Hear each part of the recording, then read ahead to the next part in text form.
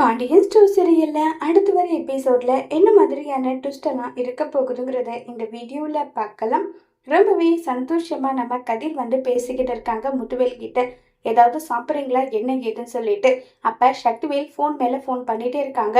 உங்க தம்பி தான் ஃபோன் மேல ஃபோன் பண்ணிட்டே இருக்காங்க. ஃபோன் அட்டன் பண்ணி நீங்க பேசுறீங்களான்னு சொல்லி கேக்குறாங்க. இல்ல வேண்டாம், இல்ல அதுக்கப்புறம் தேவையில்லாம உங்களை நான் தான் கடத்தி கூட்டிட்டு போயிட்டேன்னு சொல்லிட்டு தேவையில்லாத பிரச்சனை வரும், அதனாலதான் கேட்டுன்றாங்க. இருக்கட்டும் பரவாயில்ல, அவங்கிட்ட நான் பேசலன்னு சொல்லிட்டு போனை சுவிட்ச் ஆஃப் பண்ண சொல்லிடுறாங்க. போனும் சுவிட்ச் ஆஃப் ஆயிடுது. ஏன் எப்ப பாரு உங்க தம்பி கால சுடுதண்ணி ஊத்துன மாதிரி வெறுப்பாவே இருக்காங்கன்னு சொல்லி கேக்குறாங்க. அவன் எப்பவுமே அப்படிதான் சொல்லிட்டு முத்துவேல் சொல்றாங்க. சொல்றதுக்கு முன்னாடி நீங்களும் பார்க்கணும், நீங்க 2 பேருமே வெறுப்பாதான் இருக்கீங்க. பாவம் தெரியுமா என்னுடைய அம்மா இல்லன்னு சொல்லிட்டு எல்லாம் இருக்காங்க. உடனே ஏன் என்னை பத்தி கோமதி பேசுவாளா வீட்டுலன்றாங்க. என்னது பேசுவாங்களாவா?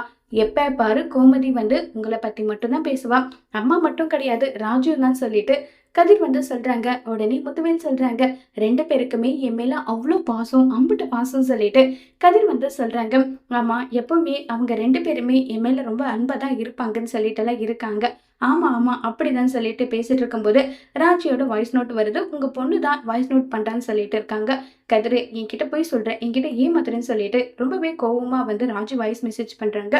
உடனே முத்துவேல் என்னாலதான் ஏதாவது சண்டையான்னு சொல்லி கேக்குறாங்க. பாதி கேட்டாச்சு, இன்னும் பாதி கேட்டுடலாம்.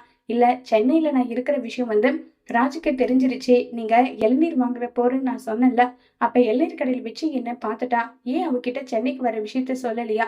அது முன்னாடியே சொல்லியிருந்தா பாயிருக்கும். ஆனா இப்பெல்லாம் சொல்ல முடியாது, விடுங்க பாத்துக்கலாம்னு சொல்லிட்டு எல்லாம் இருக்காங்க. இங்க பாருங்க, என்னுடைய அம்மா என் அப்பாவை கூட்டிட்டு வந்ததுனாலதான் உங்களுக்கு இப்படிப்பட்ட ஒரு நல்ல மருமக கிடைச்சிருக்க நல்லா சொல்றாங்க. உடனே முத்துவேல், உனக்கு நீயே நல்லவன் சொல்லிட்டு நீயே பேர் வாங்கிக்கிறியா? ஏன் நீங்க தானே பாராட்டினீங்க உன்னுடைய அப்பா உன்னை நல்லா வளர்த்துக்காருன்னு சொல்லிட்டு கிண்டல் பண்ணிட்டு இருக்காங்க. அடுத்ததான் நம்ம சக்திவேல காட்டுறாங்க. அண்ணி என்ன நீ உங்களுடைய புருஷன் போன் பண்ணாலே போன் சுவிட்ச் ஆஃப்னு வருது, அவர்கிட்ட நீங்க பேசுனீங்களான்னு சொல்லி கேக்குறாங்க. பேசினே, அவர் நல்லா இருக்காருன்றாங்க. அண்ணி உங்க புருஷன் யார் கூட போயிருக்காங்கன்னு தெரியுமான்னு சொல்லிட்டு கதிரை பத்தின விஷயத்தை எல்லாமே சொல்றாங்க. இங்க பாருங்க தம்பி, அவர் முக்கியமான வேலையா போயிருக்காரு, அதுக்காக எப்ப பாரு அவரை சந்தேகப்படுற வேலையை வச்சுக்காதீங்க, அது உங்களுக்கு நல்லது கிடையாதுன்னு சொல்லிட்டு ரொம்பவே வருத்தப்பட்டு வடிவு பேசுறாங்க. அங்கிருந்து கோவமாவும் கிளம்பி போயிடுறாங்க.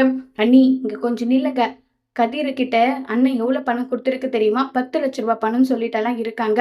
இப்படி எல்லாம் சந்தேகப்படாதீங்கன்னு சொல்லிட்டு 2 பேரும் கிளம்பி போனதோ உடனே சக்திவேல் குமார் கிட்ட, ஏண்டா மகனே, எல்லாரும் சேர்ந்து நம்மள முட்டாளாக்குறாங்களோன்னு தோணுது, நம்ம 2 பேரை தவிர மீது எல்லாருக்குமே இந்த விஷயம் தெரிஞ்சிருக்கும்னு தோணுதுடான்னு சொல்லிட்டு ரொம்பவே கோபத்துல சக்திவேல் இருக்காங்க.